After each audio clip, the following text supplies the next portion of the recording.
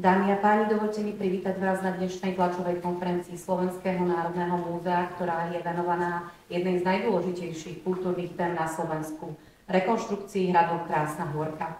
Slovenské národné múzeum dnes predstaví aktuálny stav jeho obnovy, hlavné výzvy a najbližšie kroky, ktoré majú viesť k jeho záchrane a sprístupneniu verejnosti.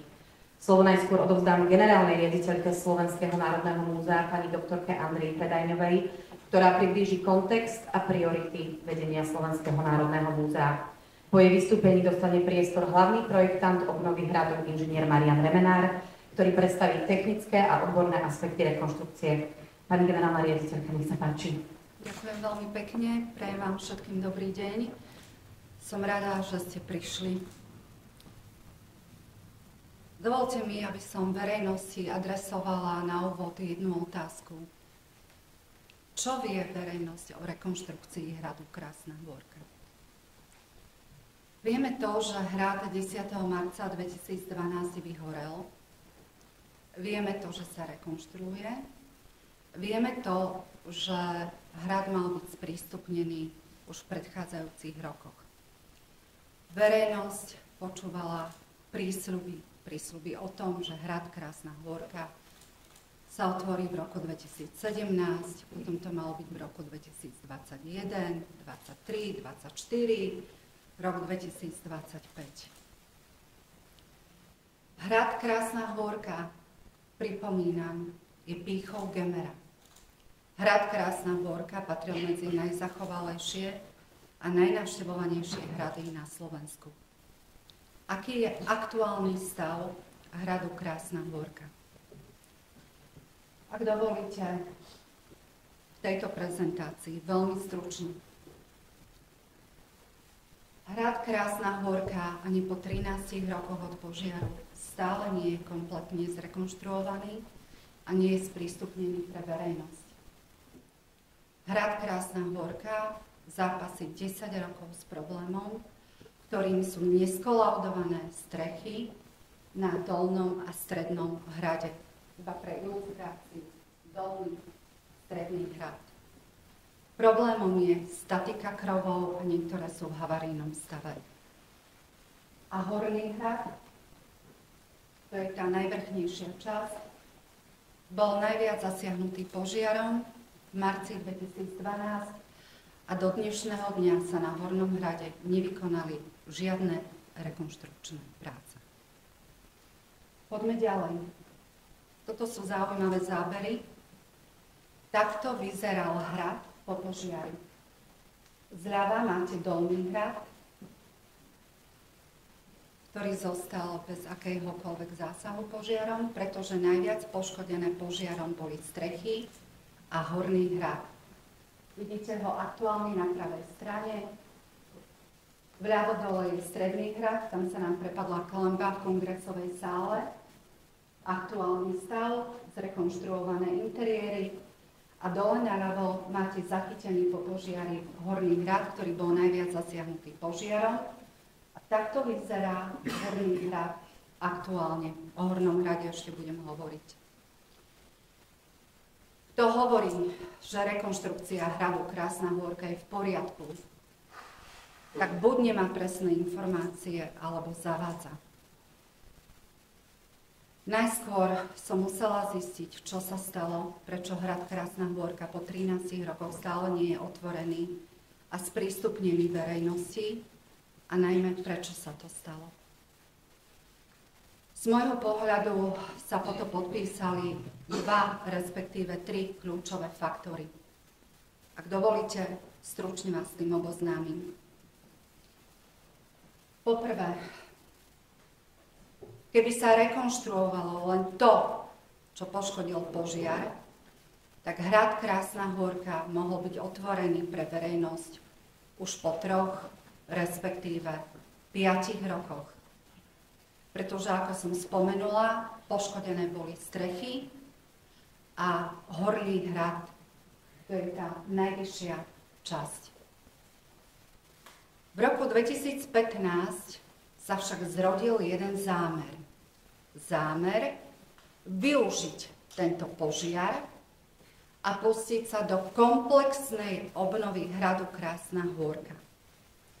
Preto Ministerstvo kultúry v roku 2015 vyhlásilo medzinárodnú architektonickú súťaž na obnovu, komplexnú obnovu hradu Krásna Hôrka a jeho okolia. Túto medzinárodnú architektonickú súťaž vyhral rešpektovaný architekt, pán inžinier Peter Kucharovič.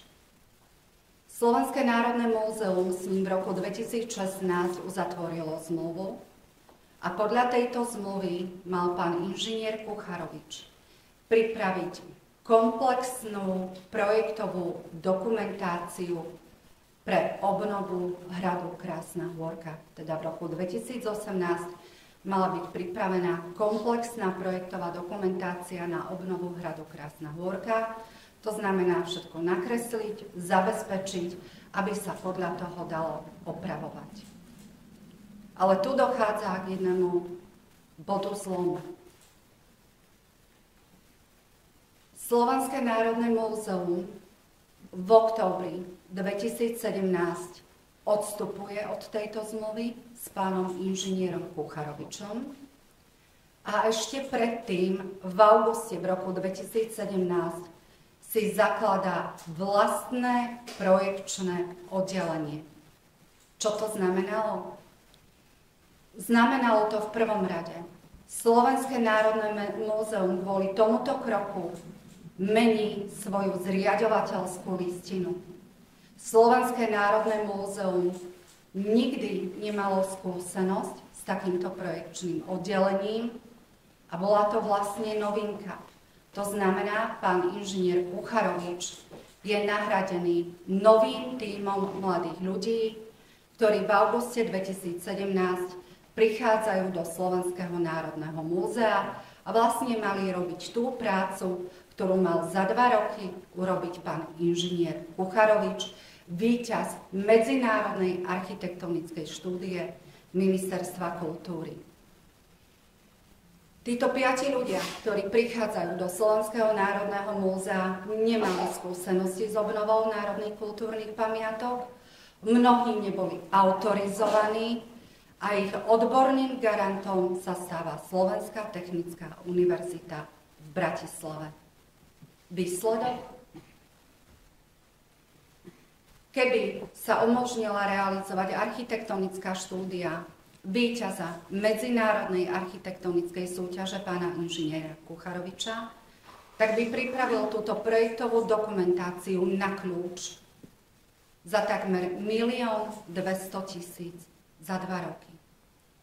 Projekčné oddelenie, kvôli ktorému sa menila zriaďovateľská listina Slovenského národného múzea a s ktorou Slovenské národné múzeum nemalo skúsenosti, si prevádzka na toto projekčné oddelenie doteraz vyžiadala takmer 2 700 000 a práce nie sú ukončené.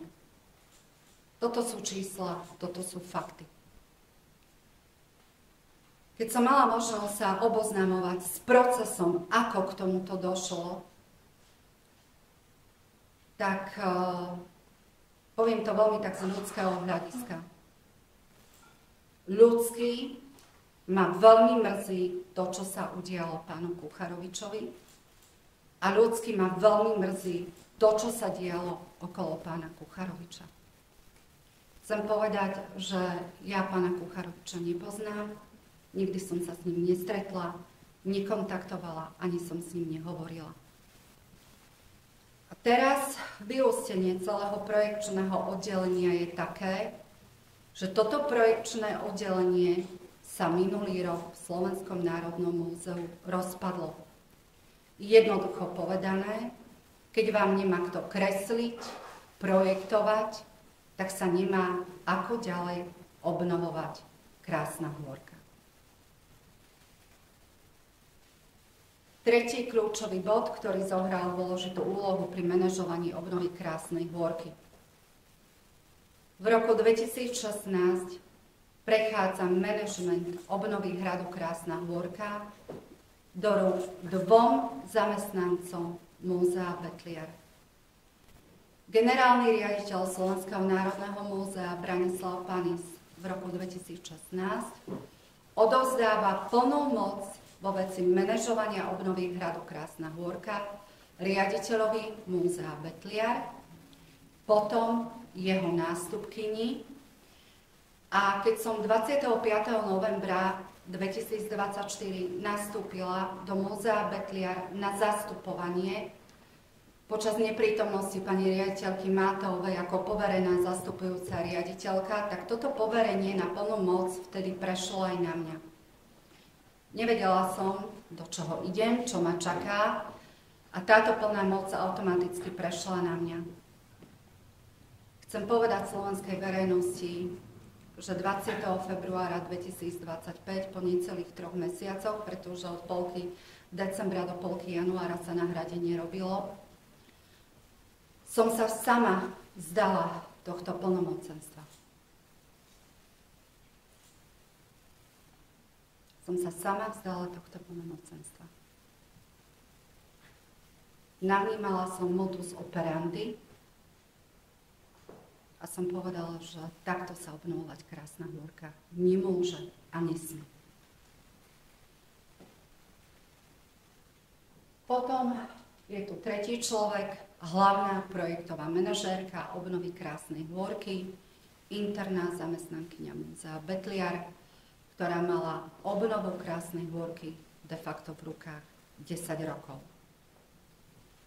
Vážená verejnosť, takáto je realita, toto som zdedila a toto som zistila. Čo teda ďalej? Čo ideme robiť s Krásnou Hôrkou? V prvom rade treba vybudovať nový projekčný tím. Takže budujem nový projekčný tím. Prichádzajú ľudia, ktorí majú skúsenosti s obnovou pamiatok. Keďže projekčné oddelenie sa minulý rok rozpadlo a pokiaľ nemáte projektantov, nemôžete pokračovať v obnove. Teda úplne jednoducho znovu zopakujem, potrebujete mať po ruke tých, ktorí vám budú kresliť projektové dokumentácie ďalších profesistov, aby tí, ktorí idú opravovať hrad, ho mali podľa čoho opravovať. Druhý bod, ktorý akútne potrebujeme riešiť, sú 10 rokov neskolaudované strechy dolného a stredného hradu. Ešte raz vám to ukážem zjednodušene. Bavíme sa o tejto časti dolný stredný hrad. 10 rokov sú neskolaudované strechy a krovy. Prečo? Keď sa urobili strechy v septembri v roku 2015, tak v decembri 2015 sa zistilo, že problémom je statika krovov. A tento problém sa 10 rokov nerieši. Teraz sme mali v júli jednu udalosť, ktorá sa odohrala na Krásnej Hôrke. Bola búrka, výchrica a výsledkom toho bolo posunutie, je to ten obrázok hore vľavo, hrebenáčov na neskolaudovaných strechách dolného hradu. Pokiaľ nemáte skolaudované strechy, pokiaľ ich nemáte v poriadku, tak nemáte hotové nič. Nemáte hotové nič. Toto sa neriešilo 10 rokov. Preto som uzatvorila zmluvu so Slovenskou technickou univerzitou Bratislava, ktorá nám pripraví komplexný nový sanačný projekt.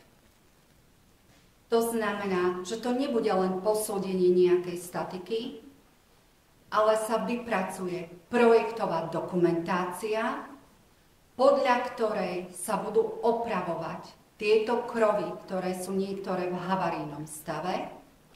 Slovenská technická univerzita okrem toho bude vykonávať aj autorský dozor v praxi to znamená, že bude chodiť na stavbu, keď sa budú opravovať a robiť tieto krovy, ktoré nám držia strechy, aby to ten zhotoviteľ, ktorý to bude opravovať, robil tak, ako sa má. A plus ešte jeden bonus nám urobí Slovenská technická univerzita. Zistili sme totiž, že súčasťou hradného komplexu sú aj bašty, veže, ukážem vám, to sú tieto časti. A zistili sme, že od požiaru od roku 2012 sa vôbec neposudzoval ich technický stav, takže my nevieme, v akom ich máme technickom stave. Aj toto urobia odborníci zo Slovenskej technickej univerzity, ktorí nám posúdia technický stav týchto bášt. Chcem povedať verejnosti, že akútne riešime aj na základe zmluvy práve problémové krovy, strechy, ktoré sú 10 rokov neskolaudované na Dolnom Strednom hrade pre problémové krovy. Toto riešenie je v rukách odborných kapacitách Slovenskej technickej univerzity, ktoré pripravia také riešenie, ktoré povedie k odstráneniu tohto problému ako kolaudácii striech. Ešte raz opakujem, pokiaľ nemáte skolaudované strechy a pokiaľ ich nemáte v poriadku, nemáte hotové nič. Ďalej. Súbežne, okrem týchto krovov a striech, ideme riešiť aj Horný hrad. Horný hrad, bavíme sa o tejto časti, opäť opakujem, Horný hrad bol najviac zasiahnutý požiarom a takto vyzerá aktuálne. Zvonku ho vidíte Horný hrad a interiér, čo sa stalo s Horným hradom, to ešte vám poviem. Za 13 rokov sa na tomto Hornom hrade neurobili žiadne rekonštrukčné práce. Ale že žiadne. Projektová dokumentácia sa urobila na jar tohto roka, teda po 13 rokoch. A my teraz túto projektovú dokumentáciu posudzujeme, aktualizujeme o časti, ktoré nám chýbajú. Totiž to ešte raz zopakujem pre verejnosť. Vy musíte mať perfektne pripravenú projektovú dokumentáciu, na ktorú musíte mať stavebné povolenie, odsúhlasené pamiatkármi a až potom sa môžete pustiť fyzicky do opravy. Takže my teraz aktualizujeme túto projektovú dokumentáciu, ktorá bola vyhotovená po 13 rokoch od požiaru. Doplňame chýbajúce časti, riešime statiku objektu, odvodňovanie a podobne. Aby ste si ešte vedeli predstaviť ďalšiu zaujímavosť, vrátim sa k Hornému hradu, My teraz, vážená verejnosť, musíme ešte vyriešiť otázku logistiky. To znamená, ako ideme opravovať Horný hrad. To je táto časť. Aby ste vedeli, na Horný hrad pôjdete cez takéto priestory. To sú zrekonštruované časti. Takto idete hore na Horný hrad. A ráta sa s rizikom, že budú poškodené už zrekonštruované časti Dolného Stredného hradu. A okrem toho ešte sme prišli na to, že predtým, ako sa pustíme do opravy Horného hradu, musíme vypratať suď, ktorá je zahalená hradným horným komplexom. Takéto nejaké veci sú v priestoroch Horného hradu, takže my ho musíme vyčistiť najskôr.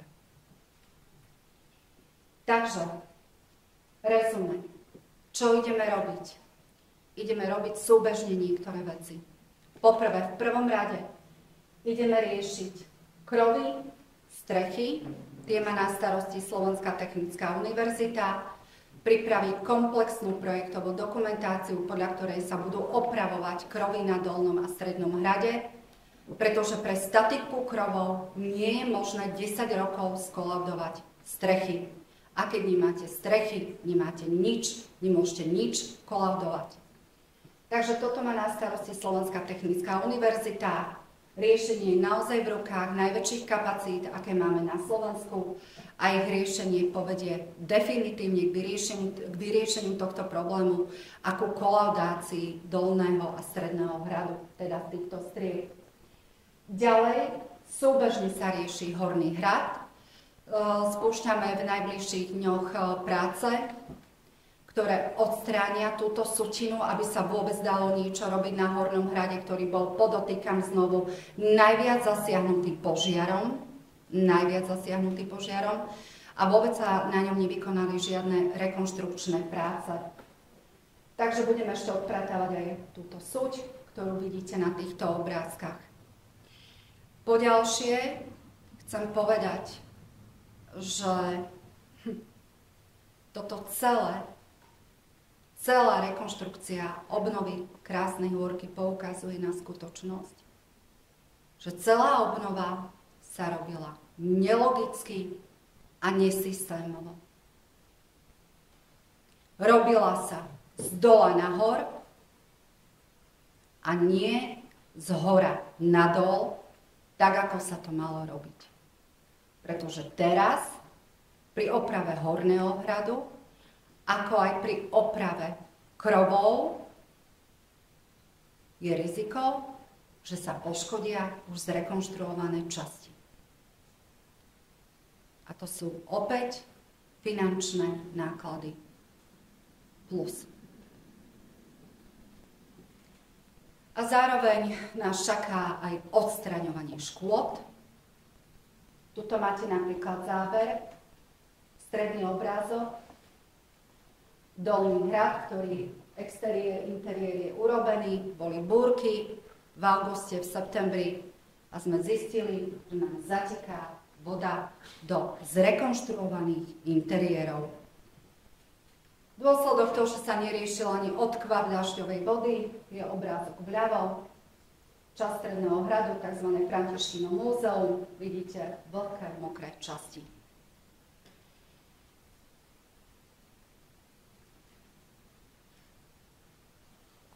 Toto máte znázornené parkovisko pod hradom, obrázok vľavo, vpravo, toto je prístupová cesta, ktorá vedie na hrad. To už je de facto hotové. Ale keď sa bude opravovať hrad, Horný, a budú sa robiť strechy, tak sa ráta, pôvodní projektanti rátajú, že treba počítať s ďalšími financiami, lebo aj tak sa to bude musieť na novo opravovať. Toto je logistika doterajšej opravy Krásnej Hôrky. Teraz v médiách rezonovala téma spoločnosť MBM Group a rôzne špekulácie a klamstvá, že sa pozastavuje rekonštrukcia hradu Krásna Hôrka. Tak dovoľte, aby som sa k tomuto vyjadrila. Slovenské národné múzeum v auguste 2022 uzatvorilo zmluvu so spoločnosťou MBM Group, ktorá mala do 3 rokov, teda do augusta tohto roka, zrekonštruovať, bavíme sa, exteriér, interiér, Dolný Stredný hrad a plus aj podhradie. Podhradie znamená parkovisko, je to kiosky a prístupovú cestu. Spoločnosť MBM urobila cirka 80% prác. Aby som to úplne jednoducho povedala, spoločnosť MBM Group ešte mala natiahnuť finálnu vrstvu na parkovisko, ktoré keď sa bude opravovať hrad ďalej, tak bude aj tak treba na novo opravovať a dokončiť túto prístupovú cestu na hrad, keďže po nej bude chodiť ťažká technika, tak znovu ju bude treba opravovať. Slovenské národné múzeum v septembri tohto roka odstúpilo od zmluvy so spoločnosťou MBM Group. Slovenské národné múzeum odstúpilo od tejto zmluvy, pretože máme za to, že zo strany zhotoviteľa, teda tejto spoločnosti, došlo k porušeniu zmluvy. Teraz nastáva fáza, keď táto spoločnosť nám bude odovzdávať stavbu a my, Slovenské národné múzeum, teraz skutočne zistíme a zadokumentujeme, čo spoločnosť urobila a v akej kvalite. Odmietam špekulácie o zastavení rekonštrukcie hradu Krásna Hôrka. Robíme súbežne veci a ideme to robiť tak, ako sa to malo robiť od začiatku. Systematicky a logicky.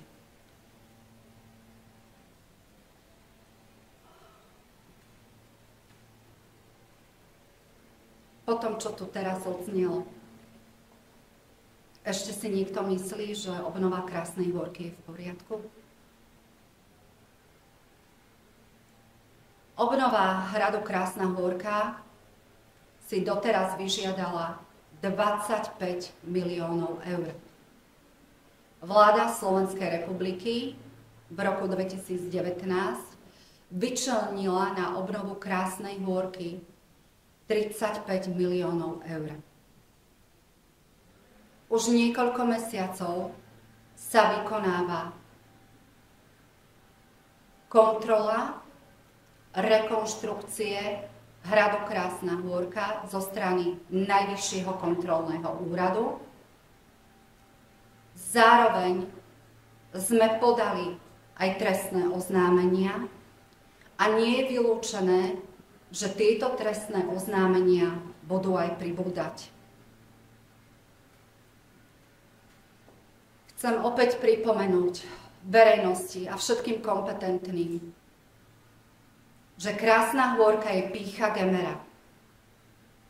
Chcem pripomenúť, že Krásna Hôrka patrila medzi najzachovalejšie a najnavštevovanejšie hrady na Slovensku. A mimo tento status ideme vrátiť. Buduje sa preto tým ľudí, pre ktorých to bude nielen osobná česť a profesionálna výzva, ale bude to najmä záväzok voči sklamanej verejnosti. Týmto sa odštartovala rozhodujúca fáza o záchranu Krásnej Hôrky. Ideme doslova zachrániť Krásnu Hôrku. Ďakujem, pán inžinier, poprosím vás o pár slov. Dobrý deň.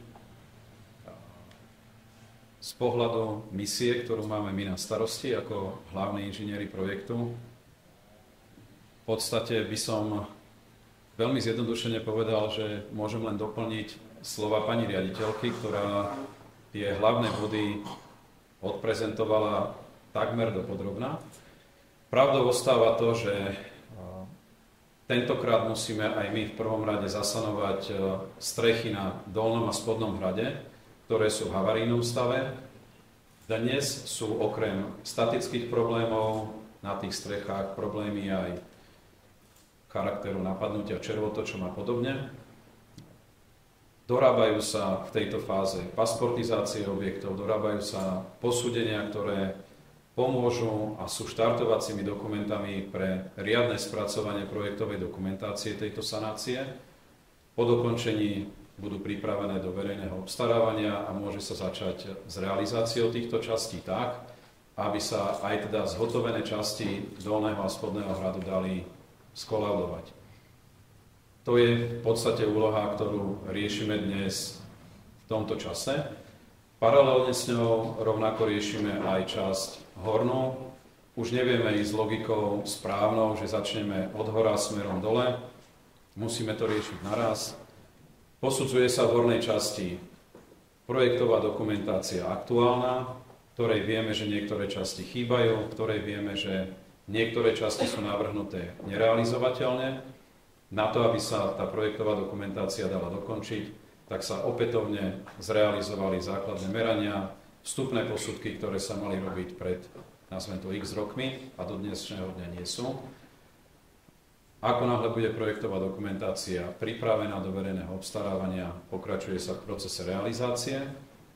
A tak, ako pani riaditeľka už spomenula, v krátkom čase budú spustené na Hornom hrade práce, ktoré zabezpečia vyčistenie hradu, vyčistenie hradných priestorov, interiérových priestorov, tak, aby vôbec bolo možné do tých priestorov vstúpiť a doidentifikovať prípadne možné problémy, ktoré na tom hrade dnes existujú. Obdobne ako pri Dolnom a Strednom hrade, ani celý komplex Horného hradu nemá do dnešného dňa posúdený stav konštrukcií striech. To znamená, že nie je jasné, či sú staticky vyhovujúce. My dnes vieme, že časť z nich nie je staticky vyhovujúca, budú sa musieť doposudzovať, dospevňovať, možno v nejakej časti vymeniť a tak ďalej a tak ďalej. Takže toto sú práce, ktoré my máme na starosti, máme spoľahlivých partnerov v podobe Slovenskej technickej univerzity.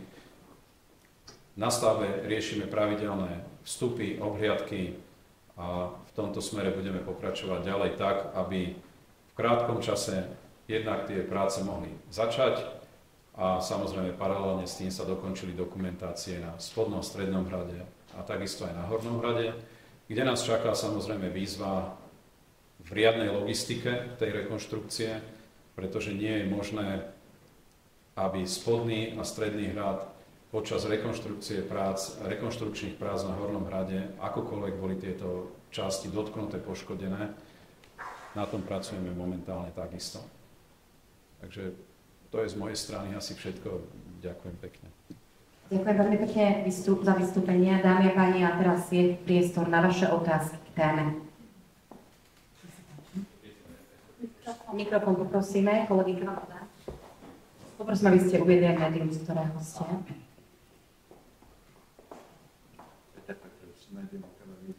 Pani redaktorka Božka Klásková, ak všetko pôjde hladko, dokedy zhruba by sa to mohlo celé dokončiť, lebo vieme, že roky, ako ste to popísali, nejde to hladko.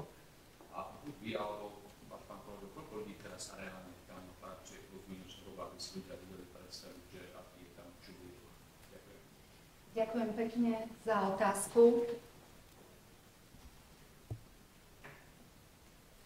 Prečítala som si cez víkend, že bývalá pani projektová manažérka sa vyjadrila, že po tomto, čo sa stalo, že odstupujeme od zmluvy so spoločnosťou MBM Group, že sa Krásna Horka rekonštrukcia predloží, že najmenej o 10 rokov.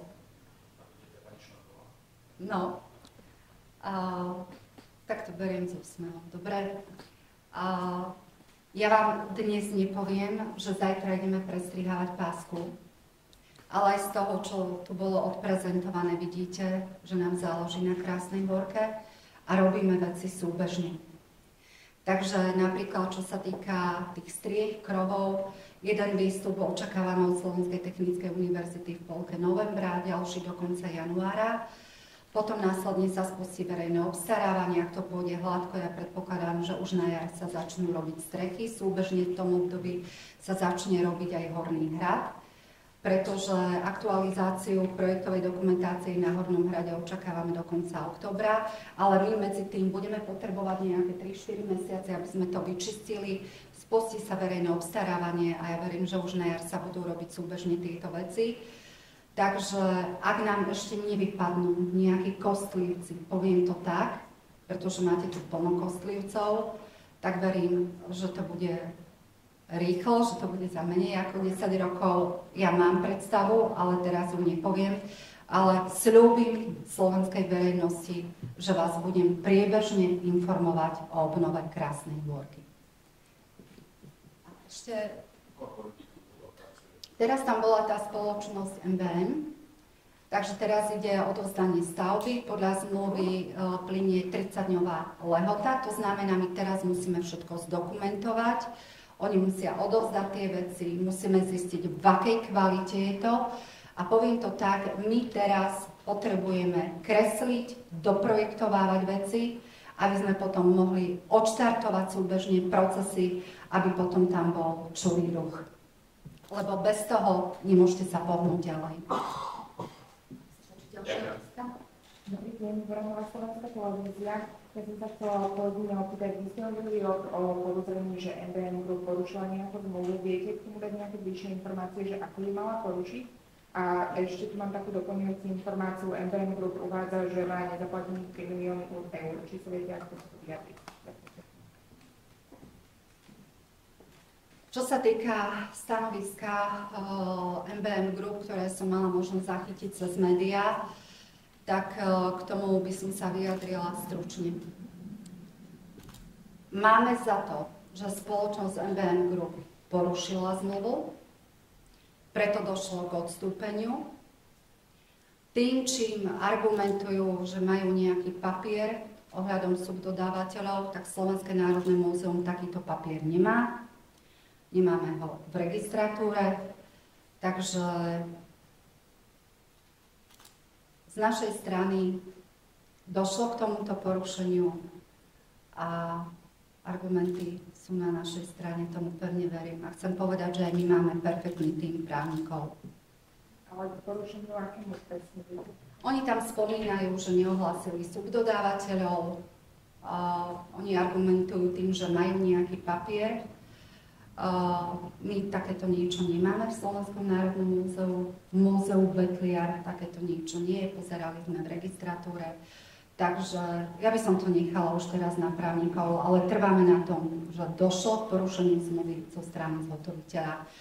Potom som zachytila aj niektorých ľudí, vyjadrenia aj komunálnych poslancov v Krásnohorskom Podhradí, ktorí tiež sa prihovárajú za to, že vraj Slovenské národné múzeum dlží nejaké 3 milióny eur tejto spoločnosti. Tak chcem verejnosti povedať, že všetky faktúry si Slovenské národné múzeum platilo a platí a na základe toho má táto spoločnosť vyplácať aj subdodávateľov. Teraz rozmýšľam, že na základe čoho vyčíslili sumu 3 milióny eur. Tí, ktorí ich obhajujú, hovoria o tom, že sme nevyplatili dodatky. Tak ja vám niečo poviem k tým dodatkom, dobre? O čom sa bavím? Dodatok znamená prácu navyše. To znamená, ten, ktorý to opravuje na základe projektovej dokumentácie, ktorá musí byť tip-top urobená, aby na základe nej sa mohlo opravovať. Dodatok znamená, že sa urobí niečo navyše, čo nie je v tejto projektovej dokumentácii. A my keď sme hodnotili tieto dodatky, konkrétne jeden, tak vo mne skrsla otázka, že bude tak nekvalitná projektová dokumentácia, že bolo treba robiť dodatky v 100 000, alebo niekomu uletela fantázia a kalkulačka. Vo vzduchu visí dodatok číslo 2 v objeme 690 000 eur. Tento dodatok táto spoločnosť predložila ešte v auguste minulého roka na podpis vtedajšiemu generálnemu riaditeľovi SNM pánu Panisovi. Pán generálny riaditeľ Panis odmietol podpísať tento dodatok. Potom tento dodatok bol znovu predložený môjmu predchodcovi, vtedajšiemu generálnemu riaditeľovi SNM pánu Bittnerovi. Pán Bittner odmietol podpísať tento dodatok.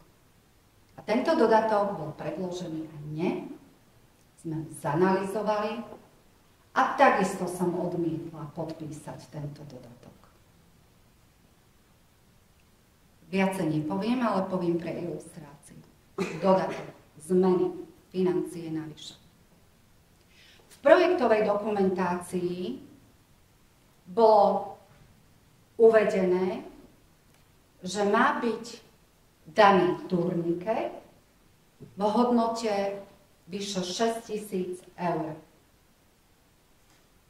Takže mal by tam daný turniket v hodnote vyše 6 000 eur.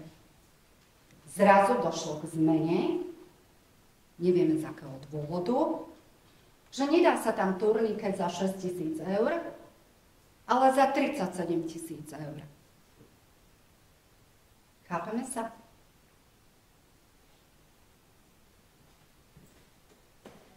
Ešte úplne možno poslednú otázku k tým strechám. Ste hovorili, že nie sú skolaudované, nie je to aj preto, že prebieha súdny spor? Nie. Chcem vám povedať, že 10 rokov sa toto neriešilo. Ten súdny spor, ktorý vôbec nemá vplyv na túto sanáciu. To je otázka manažmentu, prečo to neriešili. Ako môžete, viete, ja teraz, keď som zachytila, ja sa ešte k tomu vrátim, že interiéry, hej. Teraz mi povedzte, ak bývate aj v dome, alebo máte nejaké veci. Ako môžete kolaudovať, lebo som zachytila informáciu, že už sa mali dávať tam zbierkové predmety. Dobre, bavíme sa, ukážem vám opäť dolný hrad. Toto, čo robila spoločnosť, interiéry, zateká nám dovnútra voda, tak ideme dávať zbierkové predmety, dokonca sme našli ešte aj praskliny, hej, v interiéroch je to v dôsledku statiky, zle urobených reštaurátorských prác. Tak ako môžete zariaďovať, poviem to tak, ten hrad, keď nemáte skolaudované strechy? Teraz, keď ste počuli aj od pána inžiniera, že tie krovy, to sú tie hej, z dreva, konštrukcie, ktoré držia tú strechu, sú napadnuté červotočom, niektoré sú v havarijnom stave. Vy ste išli bývať do domov, keď nemáte skolaudované strechy a viete, že krovy máte v havarijnom stave? Tak asi nie, nikto vám to neskolauduje. To je opäť nelogickosť, nesystémovosť tejto celej obnovy. Žiaľ, je to tak. Inak môžem Otravovskej televízie Markiza, ja som mal otázku, vlastne som zhrnul do takého jedného celku. Hovorili ste teda, že 25 miliónov bolo preinvestovaných, teda 35 miliónov bolo ďalších, ktoré mali byť. Nie, takto. 25 miliónov bolo preinvestovaných a vláda v roku 2019 vyčlenila na obnovu 35. Tak, dobre? Čiže sme na nejakých miliónoch, skrátka, koľko miliónov ešte bude potrebných, aby sme sa teda mohli vyberať vstupné za plnohodnotnú túto krásnu pamätku. Veľmi dobrá otázka, ale ja vám teraz konečné číslo neviem povedať, ale poviem vám. Ukážem, vrátim sa opäť na Horný hrad. V tej projektovej dokumentácii, ktorá sa vyhotovila na jar tohto roka po 13 rokoch, sa počíta, že rekonštrukcia, obnova Horného hradu by mala stať okolo 7 miliónov, bez DPH, teda s DPH-čkou by obnova tohto Horného hradu mala stať okolo 10 miliónov eur. Ale teraz, pán redaktor, sme prišli na to, že tu sa nám nechali takéto sute, ktoré bude treba odpratávať, čistiť minimálne 3 mesiace. Tam je aj sklo, je to ináč dosť nebezpečné, aby sme sa mohli pustiť do rekonštrukcie hradu Horného. A teraz, o čom som celé rozprávala, je to, že sa nám budú už poškodzovať zrekonštruované časti. Teraz som hovorila, viete, mne až doplaču z toho, že tieto strechy, dolný, stredný hrad, áno, že toto tu, že nemáte v poriadku, lebo tieto krovy máte v havarijnom stave, napadnuté červotočom, tam niekde vám iba klince len tak stoja. Takže toto bude ďalšie investície. Takže Horný hrad je v rozpočte 10 miliónov, ale určite sa budeme baviť aj o ďalších miliónoch. Žiaľ, my sme to tak nenastavili. Toto som zdedila a ak chceme zachrániť krásnu Horku, musíme to konečne začať robiť tak, ako sa má. a nie vyhadzovať peniaze nás všetkých. A potom si povedať, tak dobre, dokončíme všetko, však aj tak, keď sa bude robiť Horný Hrad, bude chodiť ťažká technika, my teraz musíme logistiku riešiť, ako to urobiť, aby sa čo najmenej poškodilo. Však ďalšie 100 000 ešte pôjdu na opravy, že?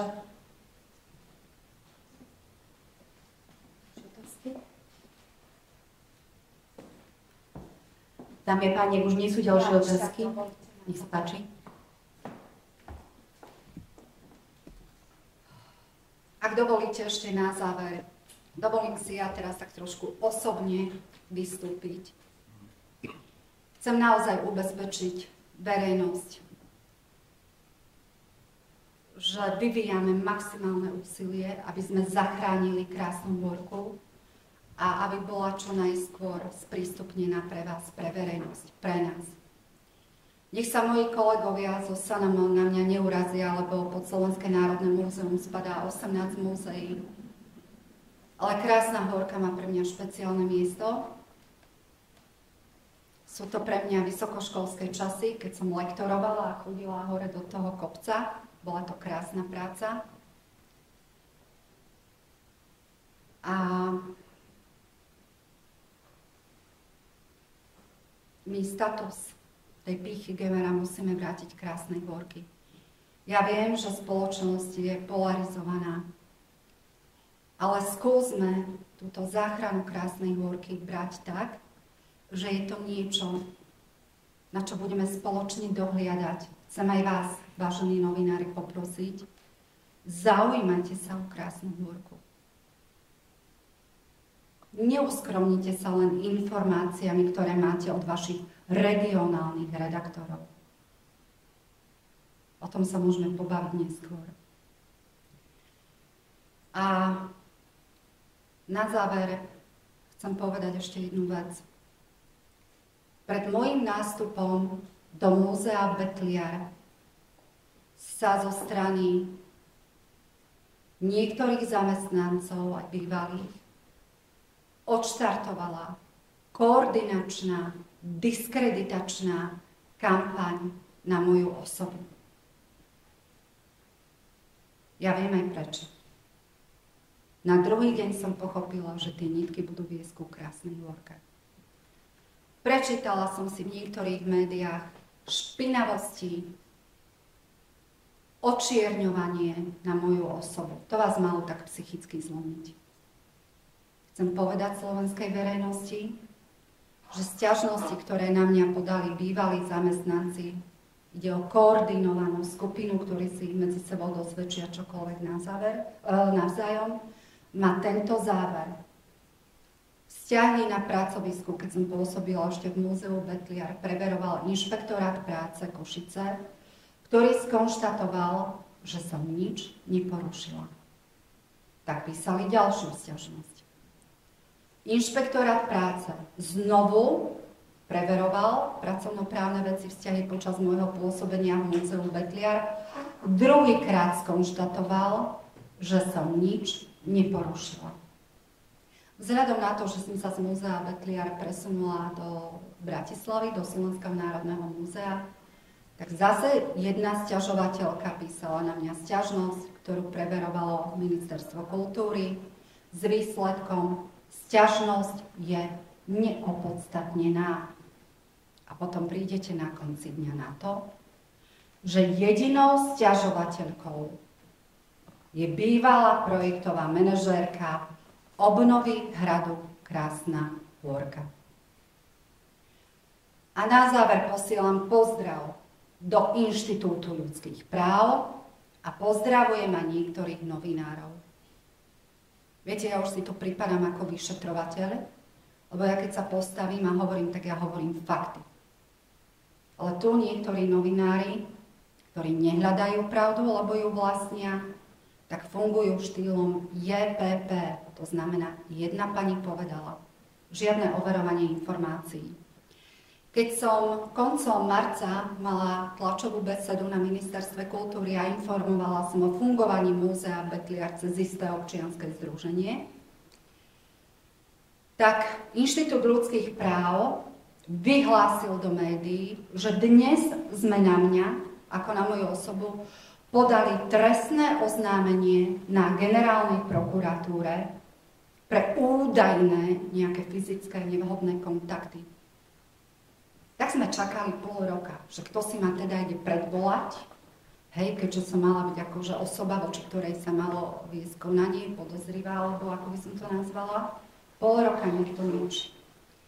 Tak sme spolu s pánom advokátom využili 211, infozákon, a kde sme sa opýtali, prosím vás, bolo Inštitútom ľudských práv podané na moju osobu trestné oznámenie?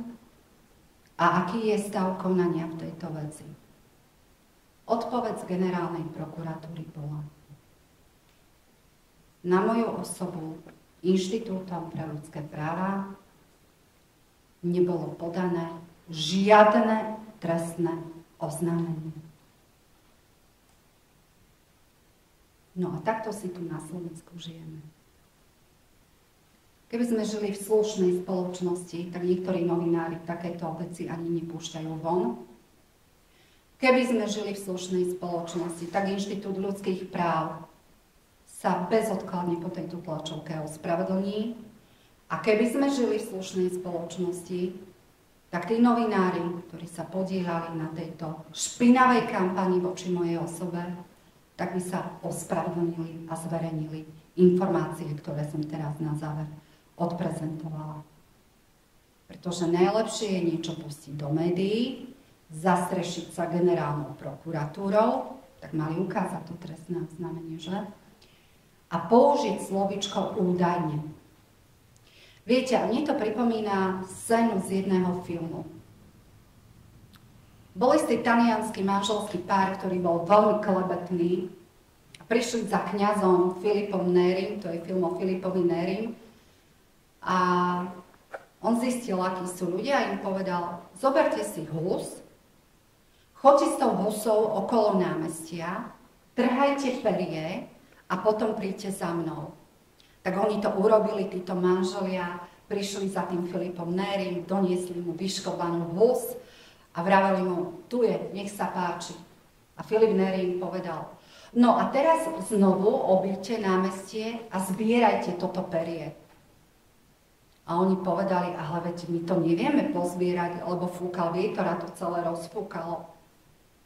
No a toto je presne o tých našich rečiach. Takže vás chcem veľmi pekne poprosiť, aj ako bývalá vaša kolegyňa novinárka, prosím, vráťme sa všetci k žurnalistike, k poslaniu žurnalistiky a poďme všetci spoločne zachrániť krásnu Hôrku. A ja sľubujem tu slovenskej verejnosti, že vás budem priebežne informovať. Ďakujem ešte raz a želám vám pekný deň. Dámy a páni, dovolte mi poďakovať vám za vašu účasť a za to, že sa zaujímate o tému obnovy hradu Krásna Hôrka. Želáme vám všetkým ešte raz pekný deň. Ďakujem. Dovidenia.